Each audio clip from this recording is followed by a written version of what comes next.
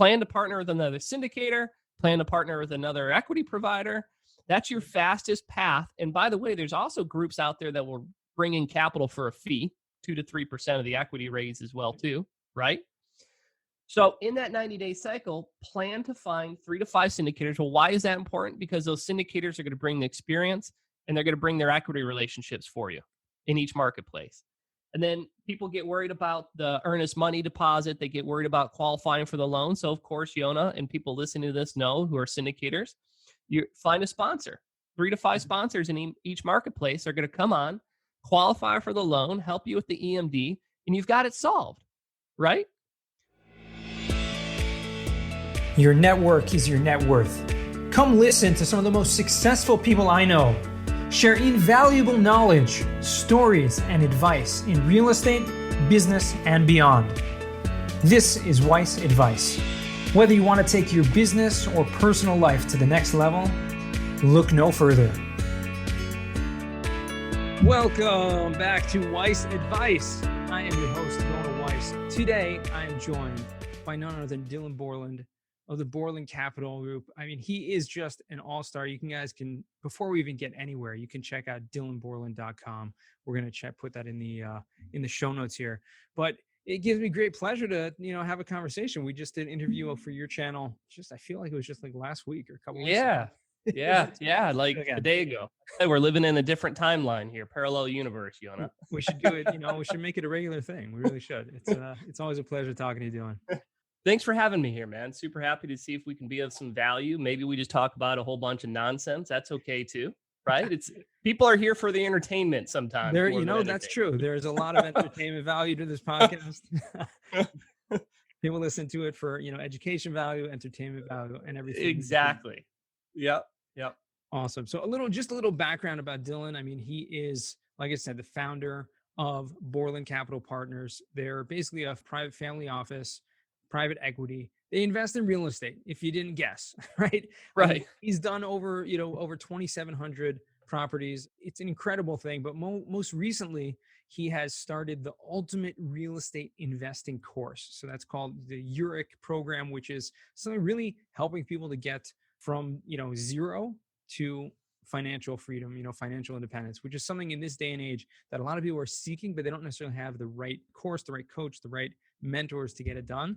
So I think we'll put some links in the show notes over here to show you how to learn more about that. But I think it's really important that that things like that are available. Yeah. Thank you. And I'd love to, we want to change things up. We do things differently around here. You know how we always end our episode with the final four. Yeah. But this time we're actually going to do it different. We're going to throw it up. Just, Dylan made the suggestion and I'm just going to go with it because I like being spontaneous. And so instead of the final four, we're going to have the first four. Yeah. You got to keep them on their toes, Yona. Because see, if you get them too conditioned to one thing, man, they're going to tune out to like the last 20 minutes. That's right. I'm going to keep my editing team on their toes also. That's right. What's going on? Like, wait a second. What am I doing here? So the first question we always ask every guest at the end of every episode is, what is the worst job that you ever had? Yeah, that's an interesting one. So I've always worked for myself. I've never had a job. So I would say if I had to call it a job when I was like 11, 12 years old, my brother and I started in a landscaping business. And it was really just me supervising my brother do all the work. He was 4 years older than me. So he had the car, he had the trailer, but we started there. We didn't grow up with money. So we had to figure out how to make money very early. And then of course, people who know me know my story. I went to flipping cars shortly after that and then flipping houses. And that's how real estate got started. But I wouldn't say it's a job. I was born into the entrepreneurial world. I think like a lot of people that age, they start probably in landscaping as well. It's the easiest thing. Grab a lawnmower and a weed whacker. And that was it. But I hated it, man. I don't like manual labor. Yeah, for sure. That'd probably be my worst job, if that's what you want to call it. Exactly. And I think most people that, get the real estate bug at whatever age they are, have that entrepreneurial spirit in them because you want to be able to create your own path. You want to be able to create your own legacy. So, that's great. What strikes me, I think the first time that we connected, I actually remember, I have a very good memory. but thank God. But I actually saw on LinkedIn, you made a post. This was probably about like 3 years ago or so, about how you wanted to buy a skyscraper, right? You had a Oh, goal. wow. You wanted to buy a Yeah. skyscraper. And I was like, Yeah. this is a guy who has ambition. I got to reach out to him. I got to connect him. I Yeah. got to connect him with a couple of brokers, some people that might be able to help him get that goal. And I don't know if you reached that goal yet, but to me, that was just like, yeah, that's Yeah. something that someone putting that out there, that's really someone who wants to be great. Yeah. You got to put it out there for the universe, man, to do its work, you know?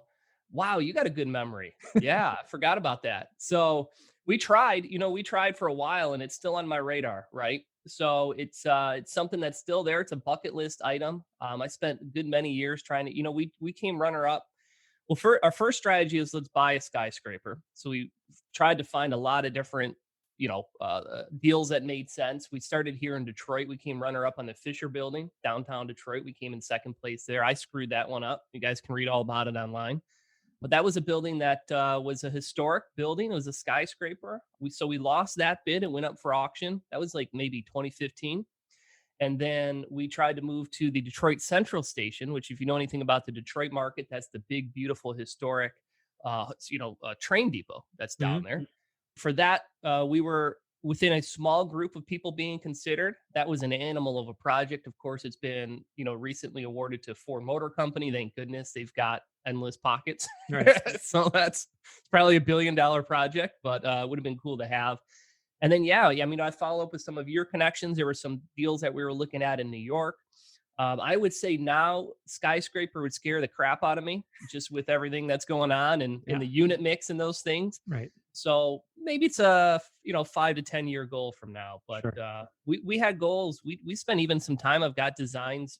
We spent some time trying to build our own as well too. We just had some trouble landing the land, and people wanted land leases and all this other stuff, and it was difficult. But Right. yeah. Wow. Thanks for the It's reminder great. there, man. Yeah, pretty Shit, I'm crazy. feeling motivated now. There you go. I mean, I know your focus now is more mainly on multifamily and larger multifamily projects, but it's good, you Yeah. have these kind of goals, these desires, and if it makes money, why not? Why Yeah. not go Yeah. for it? And you can Yeah. make sense Well, out of it. there's not too many skyscrapers going up. And, in Detroit, it was important to me because, like, the last ones, with the exception of one or two, like the New Center building and a couple other ones, things haven't been built since the 70s down there. And you just got all these old, archaic buildings. And we wanted to do something really modern, really neat. We wanted to have the tallest building in Detroit as well, because right now that's the GM building. So it's still on the chopping block for sure. I There you think we go. just got to kind of let this shift in real estate pan out. Maybe when I'm in my 40s, we'll pick it back up. There you go. I'll need your help again. All right. We'll get there. So second question of the first four that we ask all our guests is, what is a book you've read that's given you a paradigm shift? Yeah, well, I've read a ton of books, man. You can probably see them all laying on the floors, the bookcase. I'm surrounded by about 300 books right now. I would say the thing that probably changed my life is when I really focused on my consciousness in my inner work. And the shift really occurred for me when I read Eckhart Tolle, which you're probably familiar with, Power of Now, and that was several years ago already. But man, did that make a shift? And of course, the bottom line information there is just being in the present moment, Mm-hmm. right? I think a lot of the people listen to your podcast are entrepreneurs, and of course, as an entrepreneur, we're always thinking about two things: what happened in the past and what happened in the future. But it drives us out of our mind, right? With stress and anxiety for a lot of people. And I think that book changed, put me on a accelerated course to just be present, and turn inward and work on myself. I Yeah, think people aren't doing that, so it's true. No, I know you're a very spiritual person, person who likes to focus on, the power, the energy that's going on yeah, around us. And, I believe a book like that will really help focus a person into, into those actual energies and figure out what it is that's driving you, finding yeah. out and how to focus and how to use time. And that's really one of the greatest assets we have, how to use it the best. Well, and realizing that, and I don't want to get too deep or too spiritual here, but realizing that we really are the creator of our reality, and it really comes down to what we're thinking about. And I think a lot of people most of the time are thinking about the negatives or the things that they don't want in their life or the stresses in their life. And of course, you know this, they attract more of that into their life. Right. So how do we get this under control, right? How do we get this to 100%. stop talking all the time and be focused on that abundance, and you can have any experience that you desire, and so books like that, Wayne Dyer's got a great one. That was another one that changed my life. It's called Change Your Thoughts, Change Your Life. Yeah.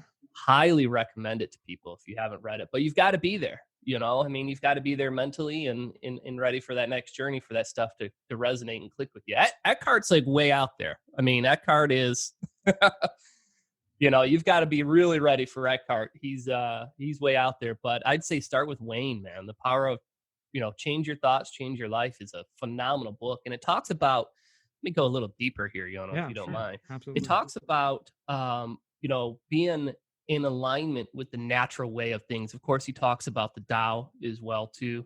Probably a lot of stuff overlaps with even your religion, right, Yona? Your Judaism, right? Yeah, sure. And so we talk about a lot of the mystical aspects of Judaism also, right?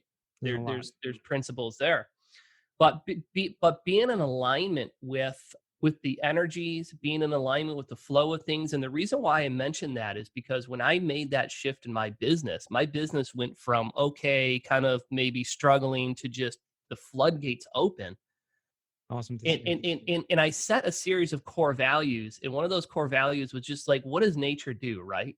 So nature there's no resistance. Everything just flows. Think about water, it flows. And so whenever I find something in my business that is having resistance, doesn't feel good, feels like it's maybe against what nature intended to be, then I steer away from it. And I really take my business and I and I sink deeper into how are things supposed to be. There's these laws of the universe that just kind of control everybody. And when we resist those or we go against those, that's when we have the resistance in our business. That's right. And so I don't want to go too crazy with all of that, but I will say that once I surrendered, I put into place some principles and practices that were in alignment with the natural order of things. There's no, you can just, you can walk on water, it feels like sometimes, man. I love that analogy because it's really true. When you tap into the laws of the universe, laws of nature, there's godliness in everything and is controlled by, everything in the world. So it has to do a lot with how we relate to it. And so if, like you said, when something is resistance, there's like, something's holding you back. You got to figure out what that is so you can kind of break free of that. And we have all of these inner challenges going on in ourselves all the time.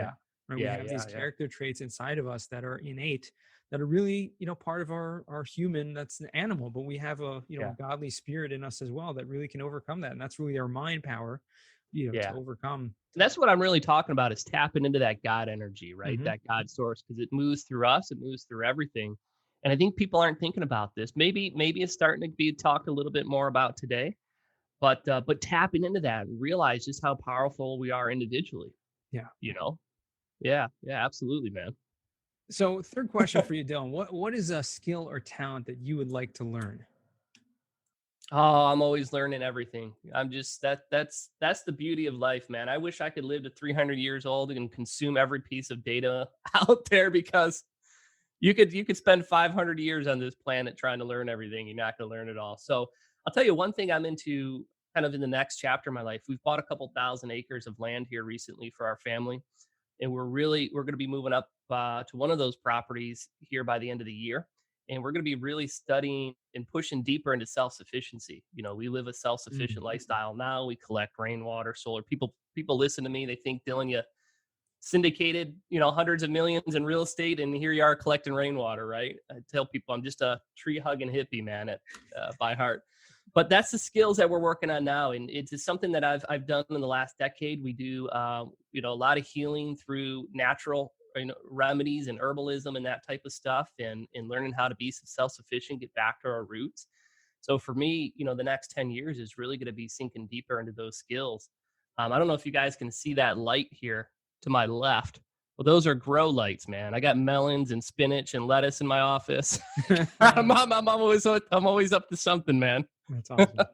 But those are the skills I'm working on next. And I think that's where I can My real estate stuff is there. I've learned the skill, I've mastered it. And if I can help people get back to their roots and, eliminate this survival fear that we have, because a lot of us don't know how to actually survive. God forbid something happen, and start teaching those skills. And most importantly, teaching people the skills of how to heal yourself with nature.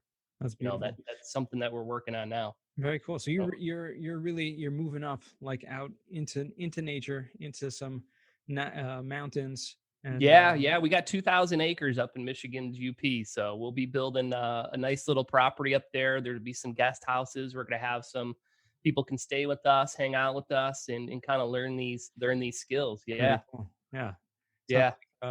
Sounds like an Airbnb type.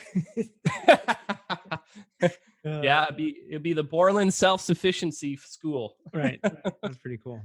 Awesome. Yeah. So fourth and first of our first questions. Yeah, then we'll get the real party started. We'll get the real podcast going for all you listeners out there that want to hear some, as if this wasn't enough. But yeah, let's really get into it. The fourth question I ask everyone is, what does success mean to you? Success to me really comes down to just being of value to other people. I consider that success. Anytime that I can make a difference in somebody's life, anytime I can give. I wake up every morning, I ask God, source, universe, I said, please bless me with the resources to just help somebody today.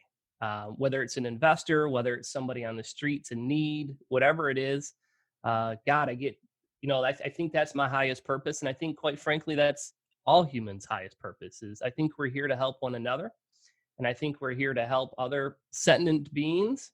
I think we're here to just be good keepers of this world, man. And I spent a long time in my life with financial success. And everybody will tell you, as you talk to millionaires and billionaires, doesn't matter how much you have, people, are depressed even with $1 billion in the bank, right? Yeah, and so I spent a long time in my life being unfulfilled. And it wasn't until I really learned how to focus on being of service and value to others, how to give unconditionally, that I started to be fulfilled. So to me, success is really just, helping others achieve their definition of success, whether it be in business, whether it be in health, whatever it is, relationships, whatever, man.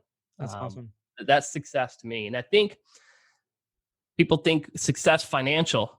The financial will come when you serve other people. And that's the part that most people miss, And it's that better than anybody. It's really, you're always helping other people. Well, because like you said, it takes people sometimes a very long time to come to that realization.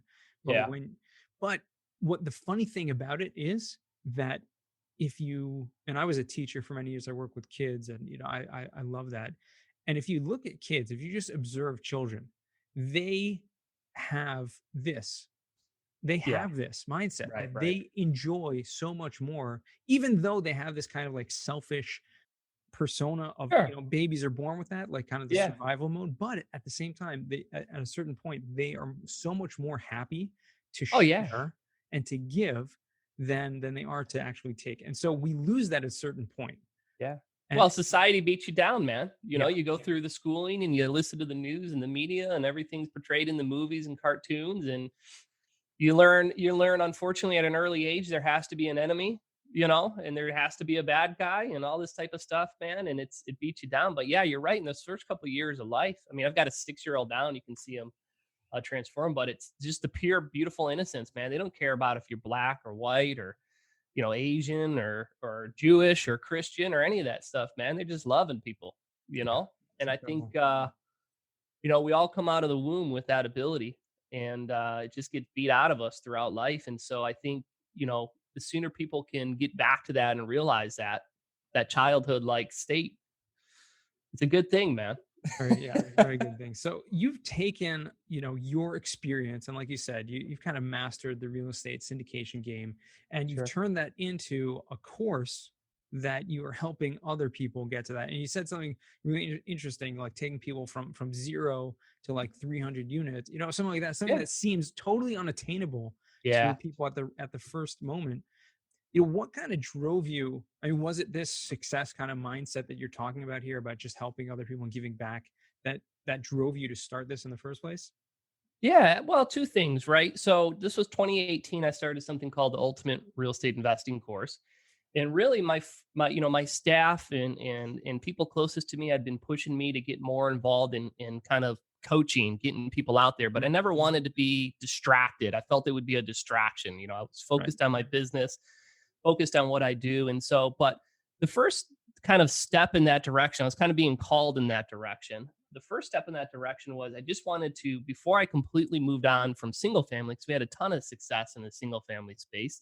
People who know me know that I started with fix and flipping real estate. We did about a bad year for us was 100 houses a year. A good year is 150 a year here in Metro Detroit. So before I moved on from that, I wanted to kind of download my brain. I mean, not a lot of people doing it. We weren't wholesaling. We were fix and flipping, and it was pretty much being an assistant. So before I moved on from that, I wanted to download all of that information, put it out there for the world. And I did that in early 2018. I took 3 months off. We built this course and I downloaded all my single family stuff and I gave away 100 copies. I didn't even think about it. It was about, the course sells for $5,000 to $6,000 at the time. So it was like 500,000 in content that we gave away. And I went back to just investing in real estate. This time, just completely focused. I felt my brain was kind of unloaded from the single family. I could focus now on multifamily. And a funny thing happened, Yona. I started getting messages throughout the year from people like, oh my gosh, like this has changed my life. Those 100 copies that we gave away were like little seeds that we had planted. People were starting to transform their life. They were starting to reach, their definition of financial freedom through real estate. And I said, wow, like there's really something here. And that was the first time in my life where I really felt like fulfilled, like we talked about, in a sense, like this information, I can help people, because I'm a very big believer that real estate, we can solve all of our kind of cash flow problems. We can replace our income, use real estate as a tool, like a lot of countries do around the world. Real estate in cultures, people will have a rental property, will cover your basic needs, right? In America, it's like kind of taboo for a lot of people. Right. So that's always been my goal, is to just get people to focus on, getting the assets through real estate to replace that cash flow and then go off and do what you want in life. And so 2019, try to make a long story short here, I sank deeper into that. And I took all of 2019 off and I said, wow, I've got a goal of helping 1,000 people reach their version of financial freedom through this course. Right. And that's different for everybody, what financial freedom is. And so I bought a big touring coach and I got out and I started driving across the country. You might have seen some of the posts, or remember some of the posts. Yeah, you're like a bus tour around the country. Yeah. I just completely at my cost. I hosted 24 meetups in 24 major U.S. cities, had a blast, would stop and do some backpacking in between, go and spend some time in nature. And I would host these meetups in these 24 cities, and it was free. Free for everybody. It was my cost. Come on in. We capped it to 50 people per city. We'd teach them these skills of real estate investing. And it was a beautiful thing. And naturally, people didn't want to buy or join the course. We since have expanded to multifamily.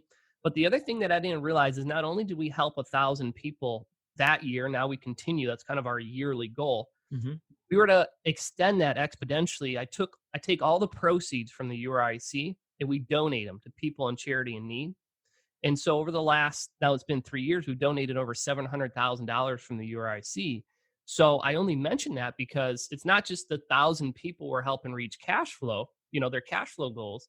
We're helping tens of thousands of people, whether it's a homeless shelter or somebody doing research on, healing people, whatever, man. Right. We're able to extend that reach through the URIC, and it's just been a godsend. I feel very, very blessed for that. So yeah, it's incredible. I know we rambled on a lot there, but that was kind of the idea. Yeah, I think it's important to hear the backstory because it's also so incredible. There's a lot of real estate coaches and courses and out there, and really the reason why a lot of these people do it is for their own source of revenue, right? Yeah. People can make a lot more money, especially if they don't really know the real estate game well. They can make a lot more money coaching or teaching about real estate rather than investing themselves. And I think what you've done is kind of quite the opposite, which is you're making money in real estate and then, having these courses that are basically, the proceeds are going to charity and, it's not for a revenue stream. Yeah. Which is incredible. Yeah. I think people gravitate towards the coaching and speaking. I think because it's easier, investing in real estate and syndicating real estate, managing real estate is freaking hard, man. Mm-hmm. no matter what level you're at. And we feel that we've gotten that pretty down in terms of being as hands off as possible through our systems. But it's hard. And so people naturally get kind of enticed by this coaching and speaking and offering the product. And that's okay. That's fine. And it feels a little easier, for a lot of people. Yeah. But I think I call it the universe, call it God, whatever, every day, man, that we're able to help people through that course and expand that reach through. I never wanted to be a guru. I didn't do it to sell courses. We do it to help people and transform people's lives. And like you had mentioned earlier, and I know you try to keep your podcast a certain time, so be mindful of that. One of the things I wanted to share is our kind of winning formula, right? Yeah, exactly. If that's okay with you. Yeah, I would love to. So you have basically eight steps or 8 questions that you help people when you coach them one-on-one. So yeah, I'd love to segue right into that. So in the course, we've got our group coaching, which is every week. It's single family, multifamily. And then we have, I took some time off from one-on-one coaching. And then this year we just launched our one-on-one coaching product. Again, we take 2 students at a time in that course. And you had mentioned taking people from what they can't believe to huge deals. How do we even do that in 90 days? I wanted to share that formula for your listeners, and hopefully this can be of value. I feel like there's one person listening that needs to hear this. I'm sure, at least. But I'll tell our students, focus on this, okay? And this is hard for people to digest. Pick the asset that's going to replace your income, okay? Most people naturally gravitate because they think I want to start with the 12 unit or the 10 unit. It's more obtainable, right? They can't fathom raising 5 million, 10 million in equity, 300 units at their first property. So they naturally gravitate to the 10 or 12 unit properties, which in my opinion they're terrible to own. The cash flow sucks on those things. The loans are full recourse on most of them. The amortizations are terrible. And people don't realize that it's the same amount of time and energy to do a 12 unit property in essence as it is to go out and find a 300 unit property and syndicate that thing. So the first thing I tell people in our one-on-one students, and first of all, we're in our 4th student for this year. We only take 2 at a time. And I'm so confident in this program that I actually tell people I'll give them a full 100% money back guarantee in this one-on-one program. So if I don't get you a deal in the first 12 months, I literally keep your certified check in a drawer. I'll shred it up or send it back if I don't get you your deal. So it works, man. But they come from nothing, right? So our 4 students so far have gone from 0 experience in real estate, 0 contacts, 0 capital, you name it, to our last 2 students. Brian just closed a $15 million deal in South Carolina. And then Matt just closed a 292 unit, $27 million deal in Houston, Texas, all within 90 days, following kind of this framework. So I have found, Yona, go back to step 1, that most people to replace their own income only need like 50 to 60 units, which is great. So I say start there, figure out how many units are going to replace your income. And then like step number 2 is our team moves in a 90-day cycle. And so we focus on, this is kind of the laws of the universe. Okay. Things seem to move in 9s and 6s and 3s, right? So 90 days is one of those things that works really well for us. And so we'll tell our students in the first 90 days, you've got a couple things you need to focus on. If you focus on making and setting a goal of contacting 1,000 motivated sellers in 90 days, you can't lose, period. You just can't lose. You'll find something. Right? You're going to find something. And then we tell our students to focus on 70% off-market deals and 30% on market. I think this is where people slow down or they go wrong, is they're focused on the freak show, which is the on market stuff. And so we teach our students to go out, get on CoStar, build a list, start targeting people, in 2 or 3 different states is what we have our students pick. So it could be Texas and Florida and Arizona, and make a goal to contact 1,000 people in those 2 or 3 different states over the first 90 days. With 70% of your time focused on off-market stuff. So what does that mean? Getting mailers out. Mailers are very effective in this space. Phone calls to that list are very effective. And then filling in the time with the on-market. On-market stuff is a bonus. I think that's where people are going wrong. They're just taking on-market crap. You've got to make 300 offers to get 1 deal.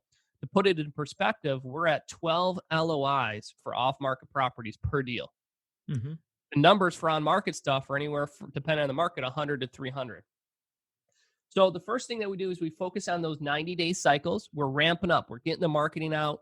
We're getting the mailers out. We're making the phone calls. We're focused on contacting 1,000 people in this space. And then you're going to start naturally getting in deals. Yeah. And then people get scared and they say, well, Dylan, that sounds great. If I'm getting 75 or 300 units, how the heck am I going to, take that down? How am I going to raise the 5 million in equity? How am I going to qualify for the $30 million loan? Well, the other thing we tell our students is in that 90-day cycle, find 3 to 5 other syndicators in each marketplace and find 3 to 5 sponsors in each marketplace. Everybody can do this in a 90-day window.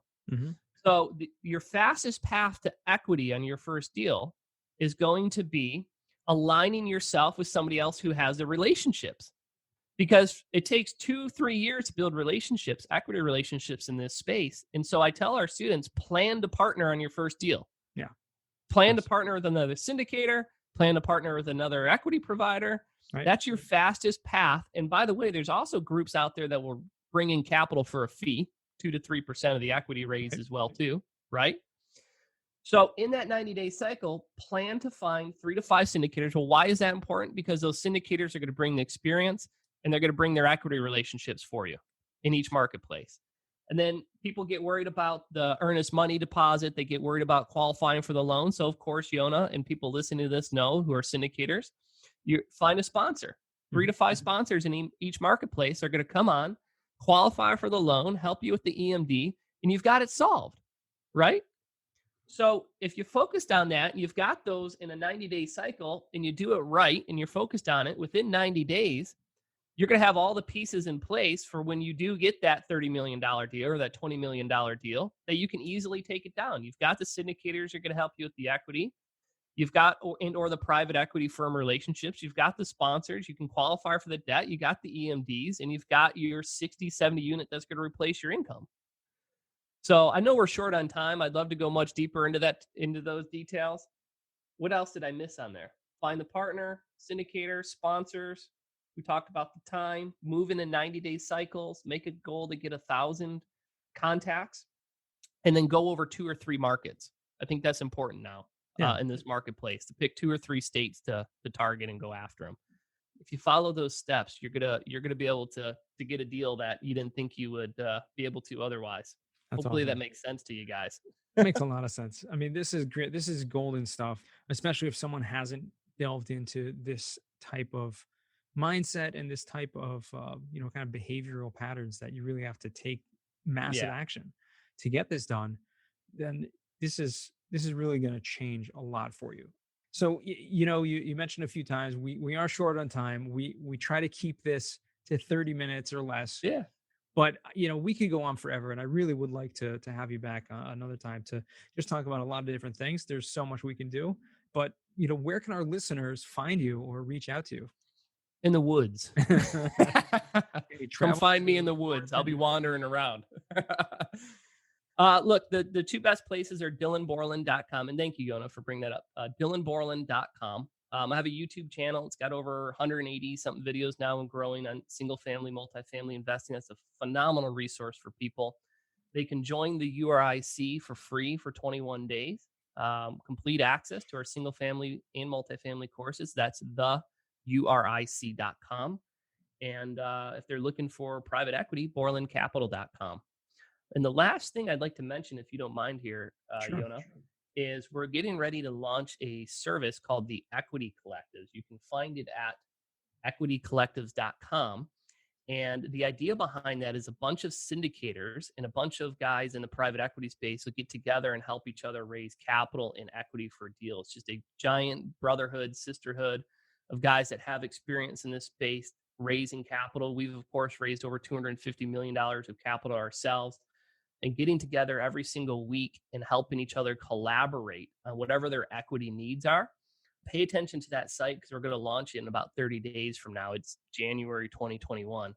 For people who are having or struggling with equity, it'd be great to join that collective because the whole point of that collective is to knock out equity raises in 2 seconds. So keep a lookout for it. That's a great opportunity. This podcast itself will be airing in about after 30 days or so. So sweet. So it should be ready. We'll be live. We'll make sure to put a link to that also in the show notes. This has been a pleasure, Dylan. Thank you so much for taking the time out and joining me. You know, you could be out in the woods, you could be hugging trees, but you decided to take the time with me and spend it talking real estate, and I do appreciate that.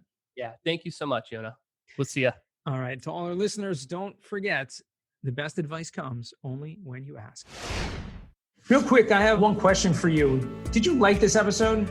If you did, I want to ask you a huge favor. See, the biggest thing that helps this podcast grow and that will spread this message to the whole world is that if you leave a review, a rating, and subscribe to the podcast. What that does is it basically tells the platforms that this podcast is out on is that you like my stuff and I'm doing something right. So take a few seconds out of your day, hit that subscribe button, leave a rating or review. I would be extremely grateful. Also, I want to hear from you guys. So I want to hear some feedback. If you have any questions for future episodes, please find me on LinkedIn. Send me a DM, a connection request, Yona Weiss, and I'd love to hear from you.